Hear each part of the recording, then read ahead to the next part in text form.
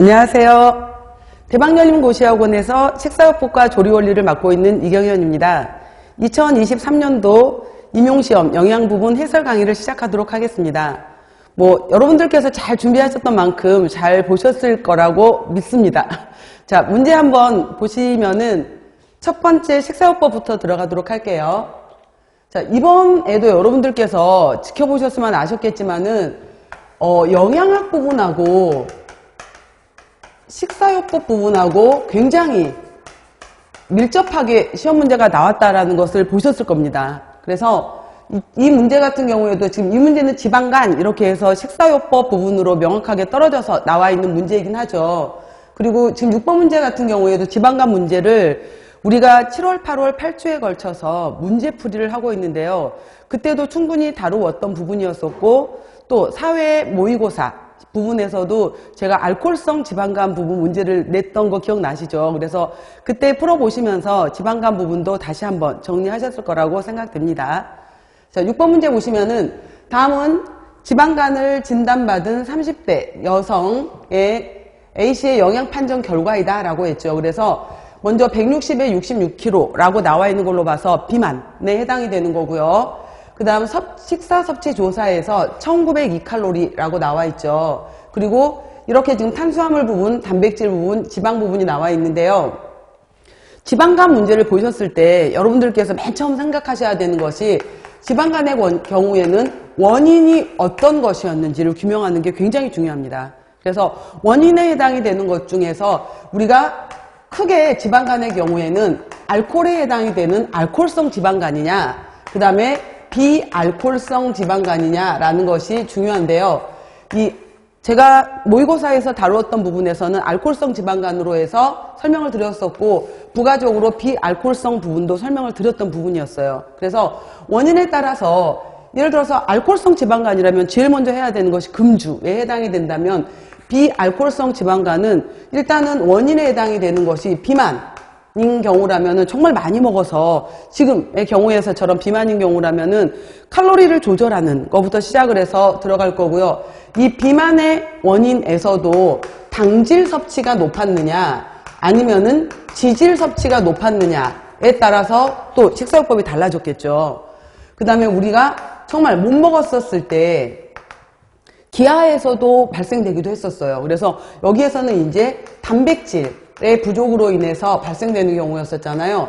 그래서 간에서 우리가 지방간 같은 경우에는 중성지방에 해당이 되는 것이 5% 이상으로 축적이 되는 경우였었는데 이 경우에 이 중성지방이 만들어진 상태가 간 밖으로 나가기 위해서는 지단백질 형태에 해당이 되는 VLDL을 형성해야 되잖아요.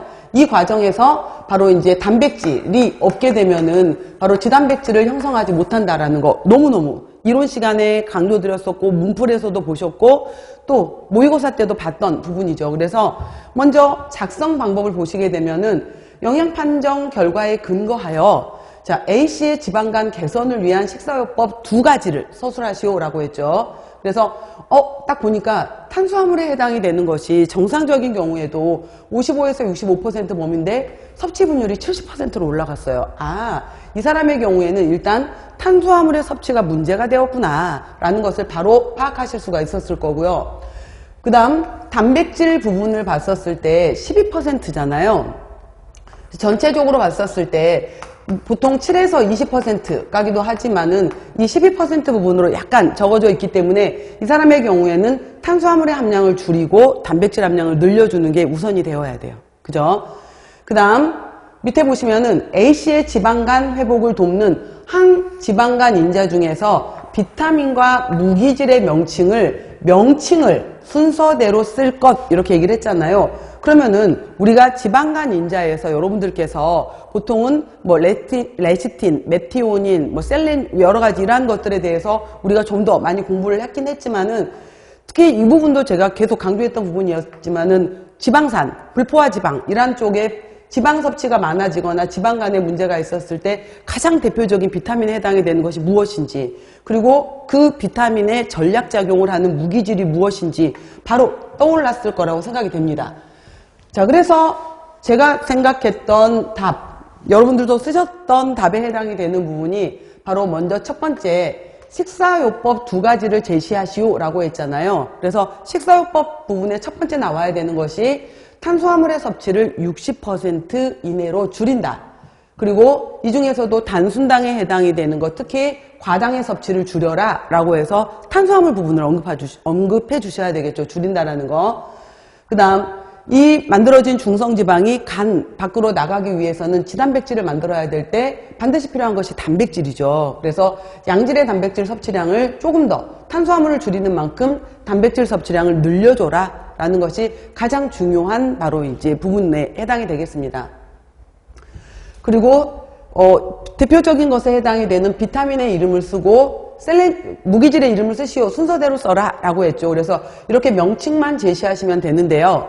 만약에 여러분들께서 근데 항산화 비타민을 우리가 항산화 비타민을 얘기하는 데 있어서 비타민에 해당이 되는 것 중에서 A도 있고 C도 있고 E도 있잖아요 라고 말할 수 있어요. 근데 그 중에서 이렇게 문제를 제시했었을 때는 4점짜리 문제였죠. 그럼 얘가 1점, 얘가 1점, 1점, 1점 이렇게 해서 4점이 되는 거거든요. 중복해서 묻진 않아요. 그렇기 때문에 한 가지를 쓰셔야 되는 건데 A, C, E 중에서 우리가 지방하고 관련이 되면서 가장 대표적인 항산화 작용을 할 수 있는 걸로 제일 먼저 꼽는 것은 비타민 E입니다. 그리고 이 비타민 E에 해당이 되는 것을 또 여러 가지 기능을 도와주는 무기질 중에서 가장 대표적인 항산화 무기질에 해당이 되는 것은 대표적인 게 셀레늄에 해당이 되겠죠. 그래서 비타민 E와 셀레늄 이렇게 써주시면은 맞는 답이 됩니다. 자, 첫 번째 지방간 문제 잘 풀으셨을 거라고 봅니다. 두 번째 문제 보시면은 수용성 식이섬유소라고 했잖아요. 그래서 이 문제 같은 경우에도 영양학에서도 다루셨고요. 그 다음에 식사요법에도 다뤄요. 그래서 식사요법 파트에서는 특히 이상지질혈증 파트에서 이 수용성 식이섬유소 부분에 대해서 굉장히 많이 강조를 하거든요. 그래서 이 수용성 식이섬유소 부분도 제가 그 7, 8월 기출문제 부분에서도 과일 문제로 해서 충분히 우리가 풀어봤던 문제였었어요. 그래서 우리가 식이섬유소에 대해서 나오게 되면은 대표적으로 바로 떠올려야 되는 것 중에 하나가 뭐였었냐면은 바로 이것이 불용성인지 아니면은 수용성인지 구별을 하는 거였었는데요. 불용성 식이섬유소의 종류와 기능 이렇게 얘기했었을 때 불용성 식이섬유소의 경우에는 예를 들어 셀룰로즈, 리그닌 이라는 것들이 있었을 때 대표적인 것이 바로 우리가 대변량을 늘려주는 작용에 해당이 되는 변통작용이다. 변량을 늘려주는 작용이 불용성의 가장 대표적인 기능이라고 볼 수 있겠죠.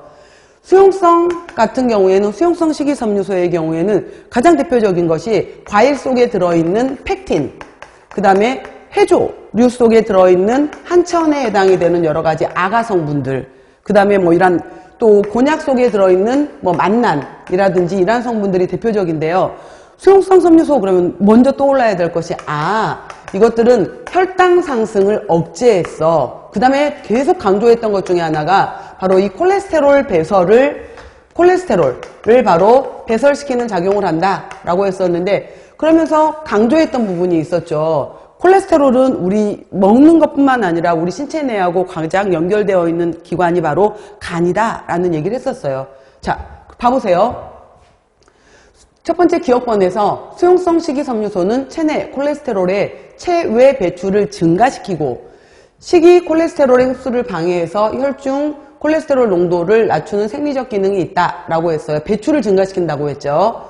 대표적인 수용성 식이섬유소에는 알파 D 갈락토론산의 중합체이며 이거는 조리 시간에 식품화학 시간에 또 굉장히 많이 했던 부분이에요. 그리고 이걸 모른다고 하더라도 감귤류, 사과, 딸기, 과일의 좋은 근본을 갖고 있는 것은 바로 펙틴을 얘기하는 거죠. 그래서 이 문제에서 보시면은 미출진 기억의 기전을 밟으세요. 제가 계속 강조드렸던 것 중에 하나가 문제풀이 시간에 모의고사 시간에 계속 말씀드렸던 게 작성 방법을 잘 읽으시는 게 50점을 이미 맞으신 거다라는 부분을 계속 강조를 했어요. 그래서 기억에 해당이 되는 체외 배출을 증가시키는 기전에 해당이 되는 것을 그 다음 내용을 잘 봐보세요. 간에서 콜레스테롤이 대사돼서 배설되는 과정하고 관련지어서 서술하여라 라고 했어요. 그리고 괄호 안에 니은에 해당이 되는 명칭을 쓸 것이라고 했기 때문에 여기 명칭 부분에 해당이 되는 것은 펙틴이 들어갈 거고 그럼 여긴 1점이 되겠네요. 그 다음에 밑줄친 기억의 기전에 해당이 되는 이 부분이 3점에 해당이 되는 내용으로 해서 조금 자세하게 쓰셔야 돼요. 그래서 우리 시험 문제가 2점, 4점 이렇게 나오게 되는데 2점짜리 문제는 명칭을 제시하시오. 가로 안에 들어갈 용어가 무엇인가 라는 식으로 해서 해당되는 답을 쓰는 거라면은 4점짜리 문제에 해당이 되는 것은 지금처럼 기전을 서술할 것, 관련되어 서술할 것 이렇게 하기 때문에 언뜻 보면 쉬워 보일 수 있지만은 정확하게 이론 정립이 되어 있지 못하면 쓰기가 좀 힘듭니다. 그래서 이론을 탄탄하게 잘 준비를 하셔야 된다라는 것을 꼭 말씀드리고 싶어요. 자, 보시면은 첫 번째 수용성 식이섬유소의 부분인데 체내 콜레스테롤의 체외 배출을 증가시킨다라고 했는데 간에서 어떻게 대사돼서 배설되는지 그 과정을 관련지어서 설명을 하셔야 돼요. 그래서 제가 작성한 부분은 뭐냐면은 먼저 콜레스테롤은 역할에 중요한 것 중에 하나가 우리가 담즙에 해당이 되는 성분이 있는데 담즙의 90%는 수분이에요. 그 다음에 나머지 10%에 해당이 되는 것 중에서 가장 중요한 성분에 해당이 되는 것이 바로 담즙산입니다. 그래서 콜레스테롤이 바로 이 담즙산의 구성물질이 되는 거예요. 그래서 우리 하루에 우리가 음식을 통해서 섭취되는 것을 통해서도 콜레스테롤이 만들어지지만은 콜레스테롤은 간에서도 만들어져요. 그래서 간에서 만들어진 이 콜레스테롤이 바로 담즙산으로 합성이 되고 바로 담즙산에서 담즙 형태로 바로 이제 담즙산이 돼서 담즙 형태 속에 들어가 있어서 담낭에 농축되어 있겠죠. 담낭에 농축되어 있다가 우리가 위를 통해서 음식물에 해당이 되는 것이 12지장으로 내려왔었을 때 바로 이제 이 12지장 부위에서 여기 음식물 속에 어떤 성분들이 있는지를 감지하게 돼요. 그랬을 때 바로 지방 음식이 많이 들어있다라고 하게 되면은 또 여러 가지 음식이 있었을 때 콜레시스토키닌이라는 호르몬에 의해서 담낭 수축해서 담즙 보내줄래? 췌장 수축해서 여러 가지 소화효소들 보내줄래라는 작용을 하게 되는 거죠. 그랬을 때 콜레시스토키닌에 의해서 바로 분비가 되어서 12지장으로 들어가게 돼서 굉장히 중요한 역할을 하는 것이 바로 우리가 담즙에 해당이 되는 것은 지방의 유화를 돕는다라고 하게 되죠. 그리고 지방의 유화를 도운 다음에 이 역할은 12지장, 공장, 회장. 그래서 이 회장 부분을 통해서 다시 90에서 95%가 우리가 이제 담즙이 다시 재흡수된다라고도 표현을 하고 담즙산이 재흡수된다라고도 표현을 해요. 그래서 회장 부분을 통해서 90에서 95%가 많게는 95%까지 다시 간으로 재흡수가 돼요. 그래서 우리가 이거를 장에서 간으로 들어왔다라고 해서 장간 순환이다라는 용어를 쓰게 되는 거죠. 그런데 이 12지장 부분으로 나왔던 담즙 부분이 소장에서 음식물들하고 섞였을 때 이게 이제 여러 가지 유해 물질들하고 음식 속에 있었던 유해 물질들하고 반응을 하게 되면은 얘가 발암 물질이 돼버릴 수가 있어요. 근데 이 발암 물질이 돼버린 것들이 다시 간으로 재흡수가 되면은 별로 좋지 않거든요. 그랬을 때 바로 수용성 식이섬유소의 역할이 이 담즙산을 딱 결합을 해줘요. 결합을 해서 바로 흡수가 되지 못하도록 하면서 이거의 역할이 바로 식이섬유소의 역할이 대변을 통해서 우리 몸 밖으로 체외, 배설을 하는 역할을 도와주게 되는 겁니다. 그러면은 일단은 2차 발암물질에 해당이 되는 것도 몸 밖으로 배출을 시킨 것도 있고 그 다음에 간으로 되돌아간 양이 줄어들었기 때문에 간에서는 다시 담즙을 만들기 위해서 콜레스테롤을 다시 또 소모하게 돼요. 그래서 여러 가지 과정을 통해서 수용성 식이섬유소가 굉장히 이로운 작용을 많이 하게 되는 거거든요. 그 내용을 쓰라는 거예요. 자, 그러면은 간에서의 대사를 먼저 써야 되겠죠. 그래서 간에서 담즙산으로 합성이 되고 12지장으로 배출이 되어서 바로 지방의 유화를 돕는다.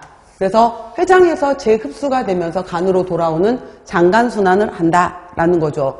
자, 이 기전을 쓰는 것이 아마 2점 정도 내용에 해당이 될 거예요. 그래서 2점 정도 해당이 될 거고 그랬을 때 이 수용성 식이섬유소가 바로 이 담즙산과 결합을 해서 회장으로 다시 재흡수되는 것을 방해함으로써 결국은 체외 배설, 콜레스테롤 배설량을 증가시키더라 라는 내용에 해당이 되겠죠. 자, 이 답을 먼저 보신 다음에 다시 문제를 봐보세요.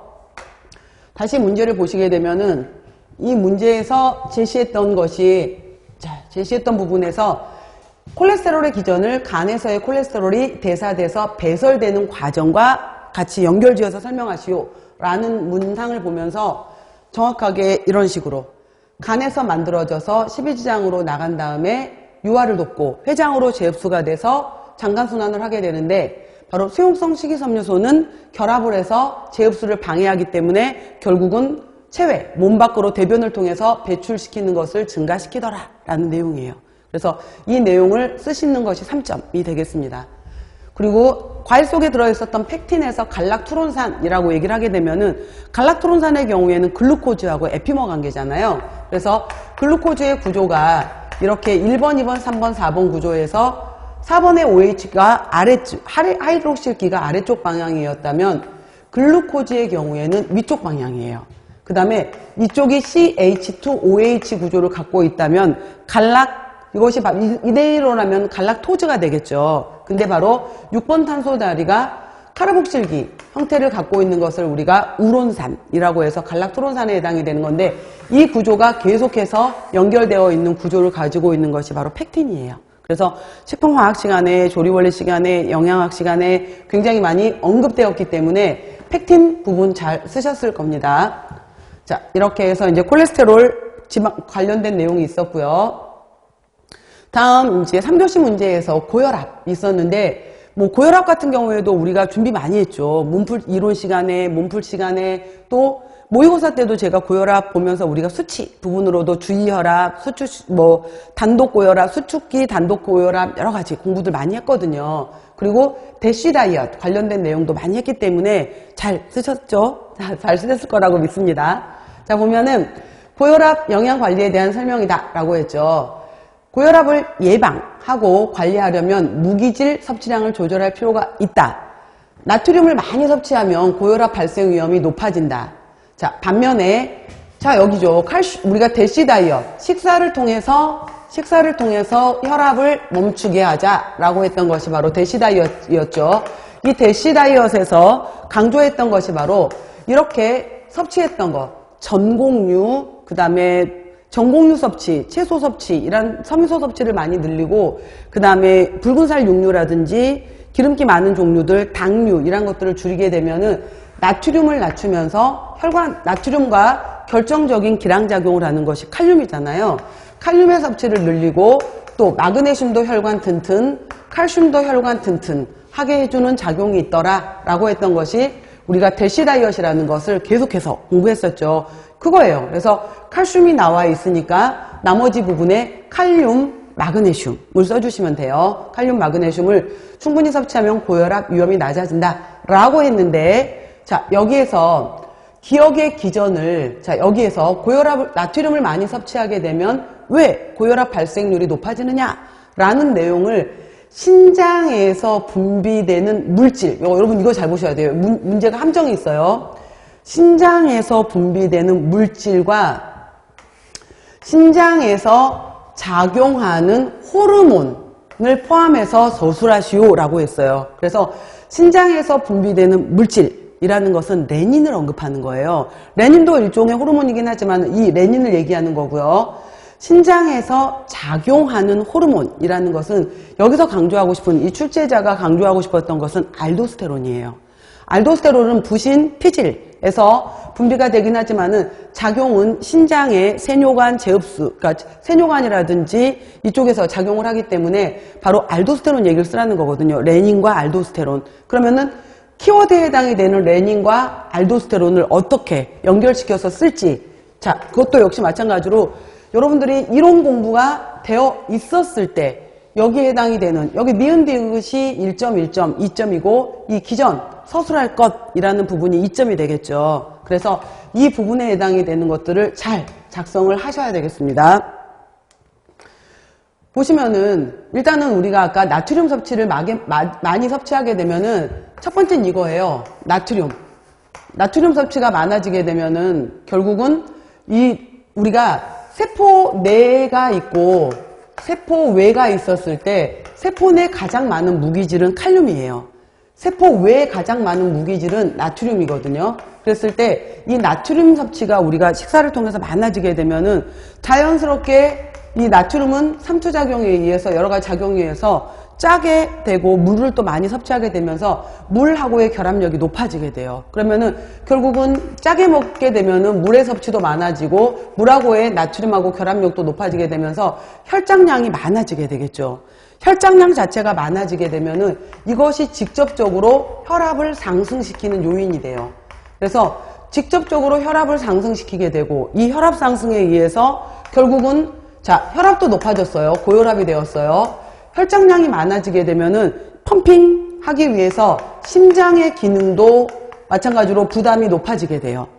그 다음에 이 심장을 통해서 뿜어져 나오는 혈액을 거르기 위한 기관이 우리 몸에서의 신장이잖아요. 신장에서도 결국은 무리를 입게 돼요. 그래서 지속적으로 이 신장이 무리를 입다 보면은 레닌, 안지오텐신, 알도스테론 시스템의 항상성을 잃어버리게 되고 이게 항진되는 대사로 넘어가게 되거든요. 그래서 이 부분 역시도 굉장히 중요한 부분이었고, 자, 보시면은 고혈압은 전신혈압이 높아지게 해서 신장의 정상적인 기능 저하를 유발하게 돼요.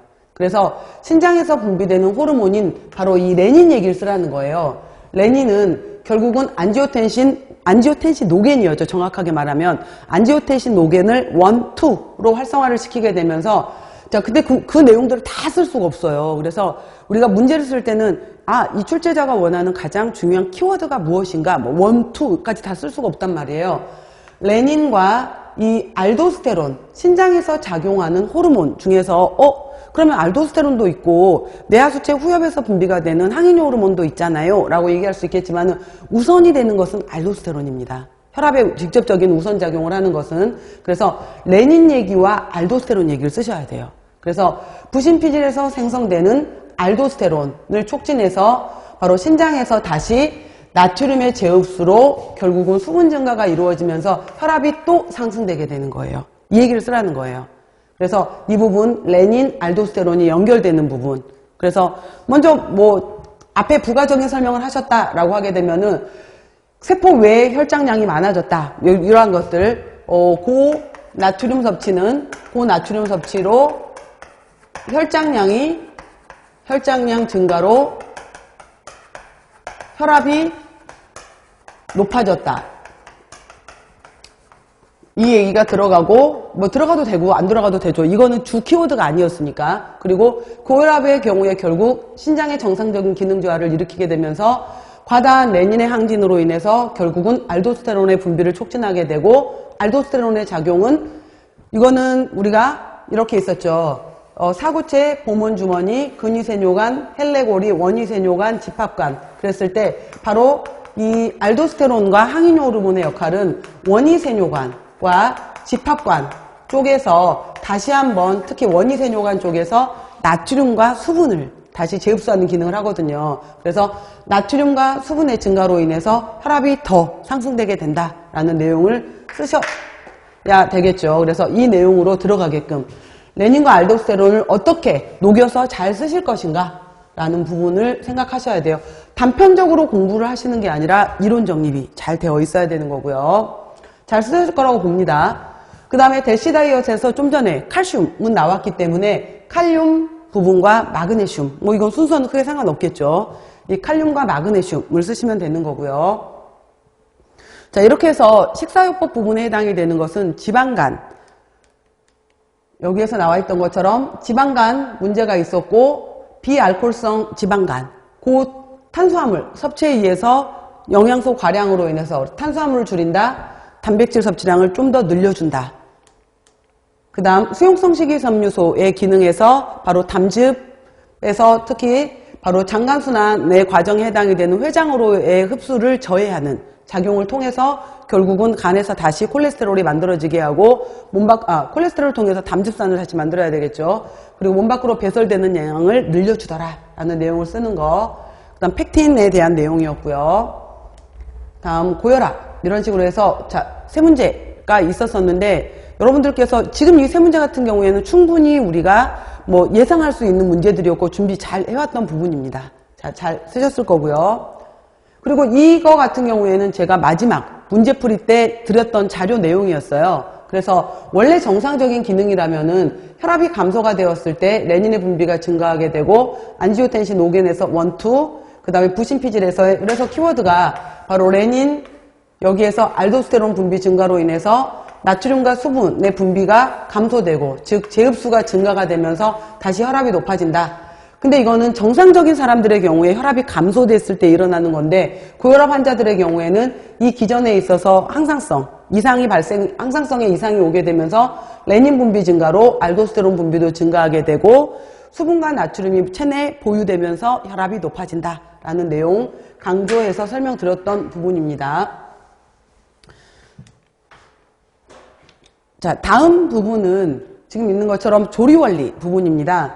좀 전에 제가 영양학 파트와 식사요법 부분이 굉장히 통합돼서 문제가 나오는 것처럼, 특히 이 파트 같은 경우에도 식품화학, 식품학 부분하고 조리원리 부분하고 굉장히 밀접해서 나와버려요. 우리 쪽 시험 문제에서는. 그래서 이쪽에서 식품화학처럼 물었지만은 마지막엔 조리 문제를 묻고 있는 거고, 그래서 조리 같은 경우에도 뭐 실질적인 조리도 있지만은 더 근접해서 갈 수 있는 것이 조리 과학인 것 같습니다. 그래서 이 내용들 두 부분이 같이 연결되어 있었을 때 정확하게 쓰실 수 있는 거고, 이것도 역시 마찬가지로 우리가 3월, 4월, 5월에 충분한 이론 정립, 기초에서부터 심화까지 이론이 들어가게 되고, 7, 8월 문풀, 그 다음에 모의고사 과정을 통해서 계속해서 반복하는 과정에서 다시 한번 이론 정리가 되고, 문풀을 통해서 정리가 되는 과정들을 통해서 여러분들이 충분히 응용, 또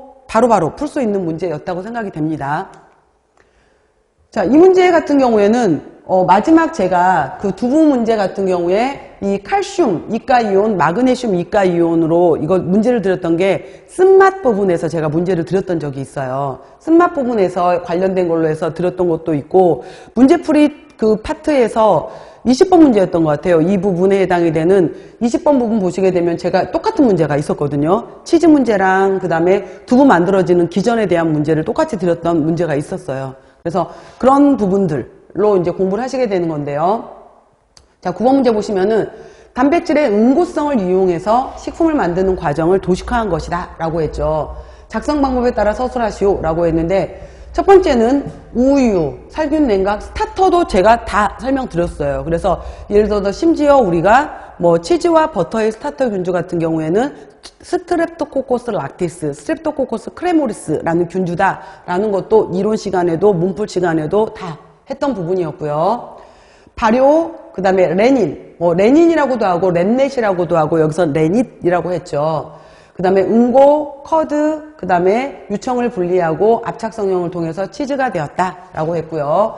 그럼 치즈 문제 같은 경우에는 크게 두 가지죠. 산을 이용한 등전점에서의 응고인지, 레닌에 의한 효소에 의한 작용인지, 이번엔 레닌에 대한 문제네? 라고 볼 수 있겠습니다. 그 다음, 두부 문제 같은 경우에도 역시 또 이렇게 나왔죠. 그래서 두 개 비교하는 문제, 저도 문풀에서 똑같은 문제 드렸어요. 자, 콩을 침지한 다음에 맛의 가열, 여과, 염화칼슘, 간수로 응고제로 사용한 게 염화칼슘. 여러분들 우리 염화칼슘과 그러니까 황산칼슘의 차이점도 공부했잖아요. 염화칼슘은 좀 거칠고 황산칼슘은 좀 더 부드럽다. 이런 것들도 공부했습니다.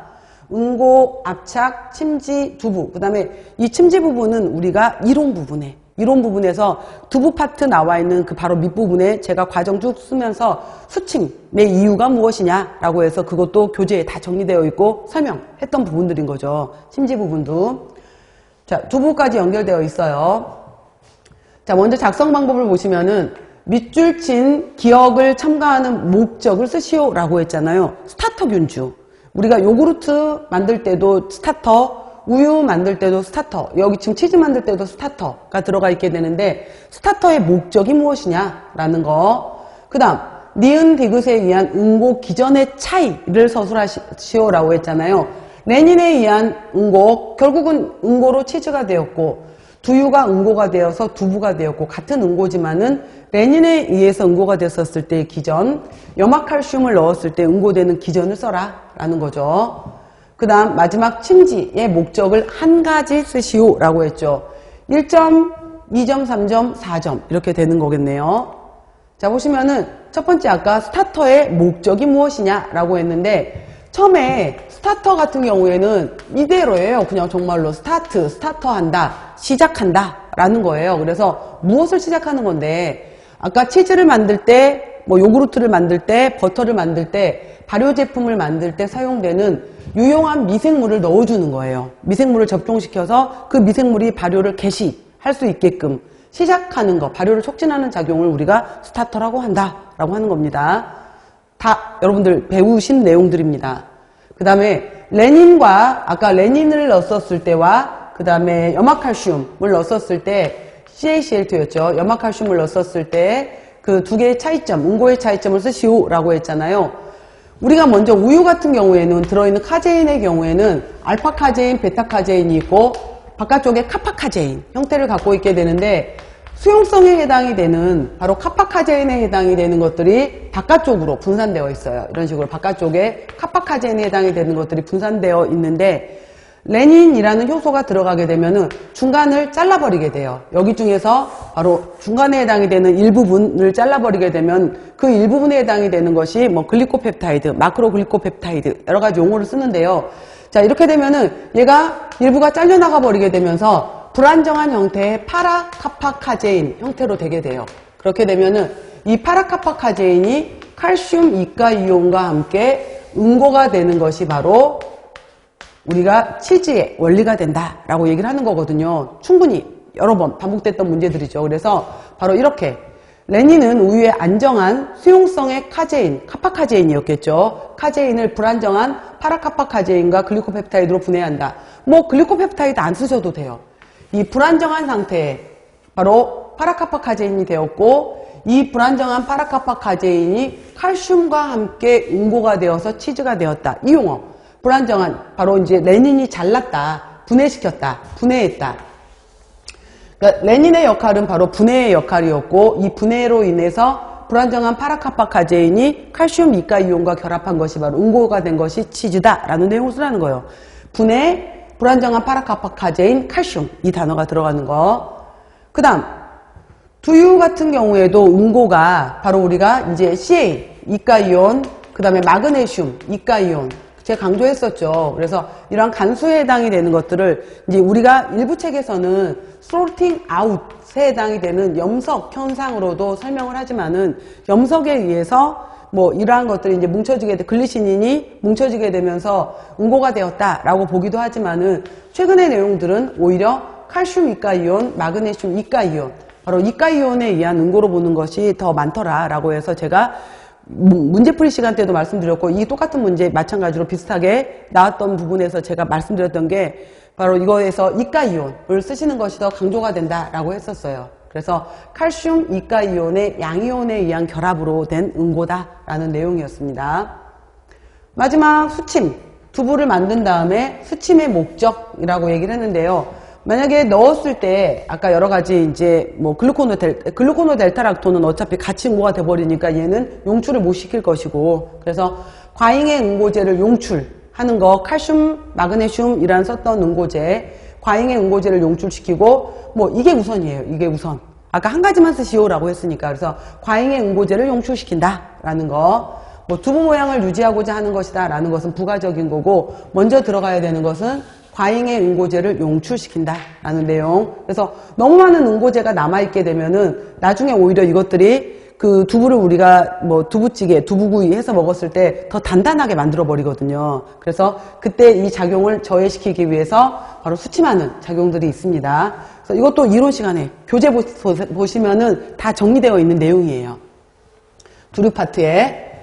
자, 이렇게 해서 첫 번째 두부 문제와 치즈 문제에 대한 내용이었는데 언뜻 보면은 이렇게 보게 되면은 단백질의 변성으로도 볼 수 있어요. 그럼 단백질의 변성이라면은 식품화학이잖아요. 근데 식품화학과 또 수침의 목적, 뭐 스타터 이런 것들이 나오게 되면 또 조리가 되는 거예요. 그러다 보니까 식품화학 부분과 조리 부분을 같이 공부를 잘 해 놓으셔야 되겠죠. 다음, 자, 전분의 분해 문제 해당이 되는 건데 이 문제도 마찬가지로 화학 문제이자 조리 문제가 되는 거예요.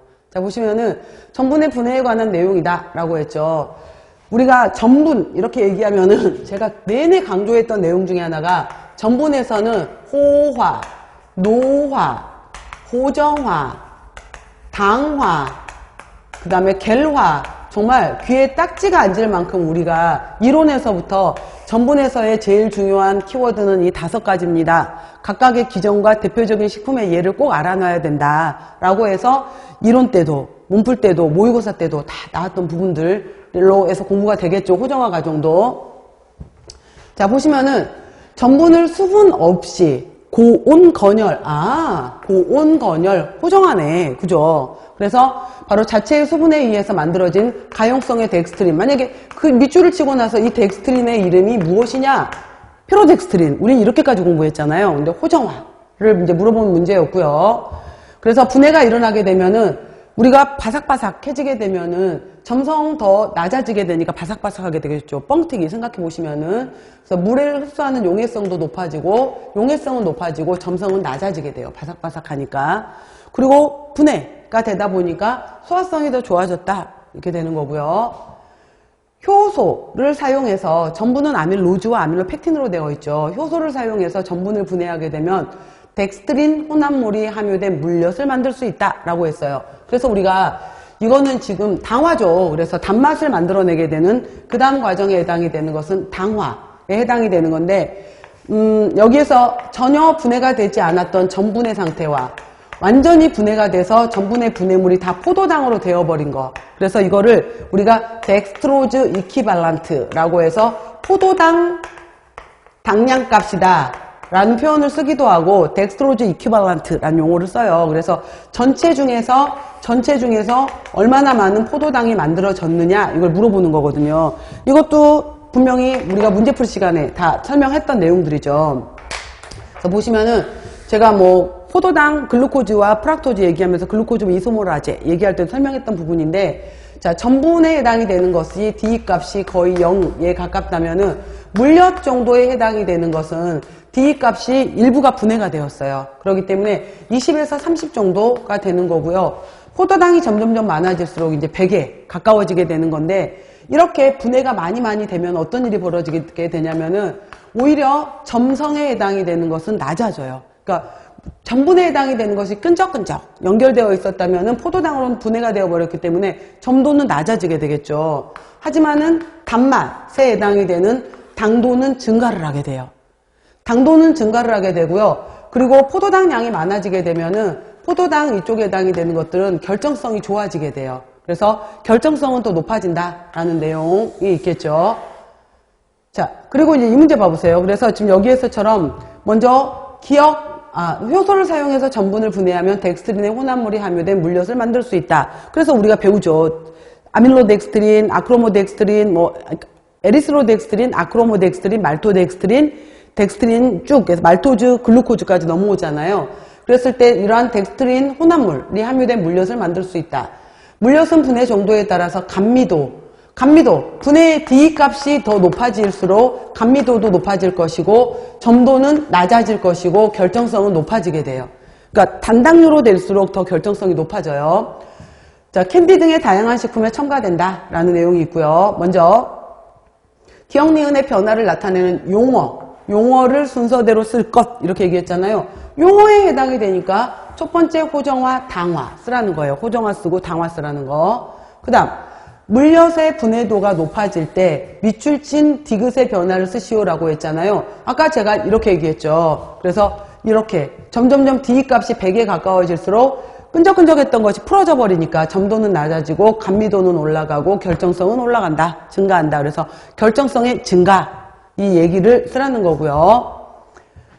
캔디를 제조할 때 첨가한 물엿. 자, 캔디를 첨가할 때 제조할 때 첨가한 물엿에 해당이 되는 것이 설탕 용액의 결정화에 미치는 영향을 쓰시오. 이거 여러분들 우리 문제풀이 때 똑같은 문제 있었어요. 거의 똑같게. 그 한천 넣었던 문제 기억나시나요? 한천을 넣었을 때 어떻게 되겠는가? 라는 문제 있었죠. 그래서 바로 그 문제였었는데 한천을 넣었든 물엿을 넣었든 바로 설탕 외에 다른 물질이 들어가게 되면은 설탕의 결정성을 방해하는 작용을 하게 돼요. 그래서 결정화에 미치는 영향을 서술할 것 이렇게 얘기했기 때문에 바로 결정성을 방해한다라는 내용을 쓰라는 거겠죠. 자, 볼까요? 보시면은 자, 먼저 첫 번째 호정화, 고온건열, 효소에 의해서 단맛이 생기는 과정은 당화가 되는 거고요. 그 다음에 분해도 D가 증가할수록 결정성은 커진다. 아까 결정성에 미치는 영향을 쓰라 그랬죠. 그다음 그러니까 이런 식으로 해서 서술하시오 이렇게 말했을 때는 그 앞에 주어 뭐 식으로 해서 끝까지 뭐뭐뭐 다 서술어까지 마무리를 딱 하시는 연습도 많이 하셔야 되는 거였고요. 계속 우리가 강조했죠. 모의고사 때 그래서 이러한 문제들 때문에 같이 모의고사도 풀어보고 직접 채점도 하고 해설 강의도 들으시고 라고 하셨죠. 연습들 하셨고요. 물엿은 설탕 용액의 결정화를 아까 설탕에 있어서의 어떠한 작용을 하느냐라고 했기 때문에 결정화 저해하는 거죠. 설탕들이 뭉치는 작용을 저해하기 때문에 저해한다 라고까지만 가셔도 되는데 저는 그냥 부드러운 물성을 나타낸다. 결정화를 저해한다. 이 말만 들어가면 돼요. 그래서 결정화 저해한다. 결정성은 커진다. 이런 식으로 해서 쓰시면 되겠습니다. 그래서 여기 문제에서도 식품화학적 문제와 조리적인 문제가 섞여 있다라는 거. 앞에 문제에서도 변성 파트에서도 식품화학의 변성 파트에서도 나오지만은 또 여러 가지 더 구체적인 조리하고 관련된 내용들로도 또 연결이 돼요.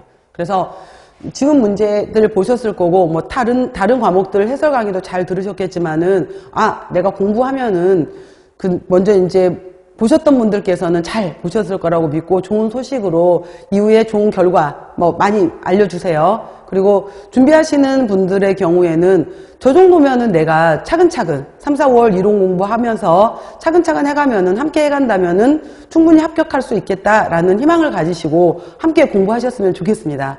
근데 저희는 이제 그 시험이 끝난 다음에 문제를 보는 입장이었기 때문에 이렇게 접근한다라고 했지만은 사실 세상에 쉬운 문제는 없습니다. 그리고 그 시험장에서 얼마나 긴장했을지 긴장하는 순간에는 그 문제들의 답이 바로 보이진 않거든요. 그래서 그때 이제 나오는 것들이 그동안 내가 얼마나 이론 공부를 열심히 했느냐, 정리를 잘 했느냐에 따라서 아까 우리 문제는 단답형도 있지만 서술형 문제도 있기 때문에 그러한 과정들을 여러분들이 연습한 만큼 공부하신 만큼 충분히 효과 발휘하시고 또 잘 쓰셨을 거라고 믿고 준비하시는 분들께는 저희와 함께 공부하셨을 때 좋은 결과 있도록 저희 역시 같이 함께 하면서 노력하겠습니다. 자, 이상입니다.